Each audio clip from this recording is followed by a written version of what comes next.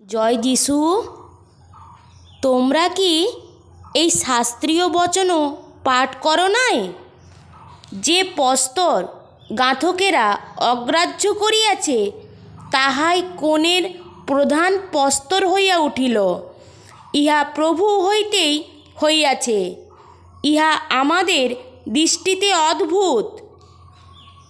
যিশু তাহাদিগকে বলিলেন, ইহাই কি তোমাদের ভ্রান্তির কারণ নয় যে তোমরা না জানো শাস্ত্র, না জানো ঈশ্বরের পরাক্রম? মৃতদের মধ্য হইতে উঠিলে পরলোকেরা তো বিবাহ করে না এবং বিবাহিতাও হয় না, বরং স্বর্গে দূতগণের ন্যায় থাকে। কিন্তু মৃতদের বিষয়ে তাহারা যে উত্থিত হয়, এই বিষয়ে মসির গ্রন্থে ঝোপের বৃত্তান্তে ঈশ্বর তাহাকে কিরূপ বলিয়াছেন, তাহা কি তোমরা পাঠ করো নাই? আমি আব্রাহামের ঈশ্বর, ইসহাকের ঈশ্বর ও যাকবের ঈশ্বর।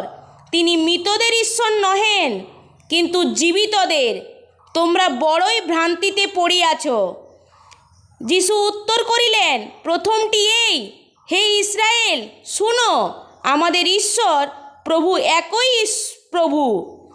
আর তুমি তোমার সমস্ত অন্তঃকরণ, তোমার সমস্ত প্রাণ, তোমার সমস্ত মন ও তোমার সমস্ত শক্তি দিয়া তোমার ঈশ্বর প্রভুকেই প্রেম করিবে।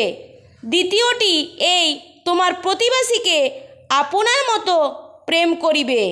এই দুই আজ্ঞা হইতে বড় আর কোনো আজ্ঞা নাই। আমেন।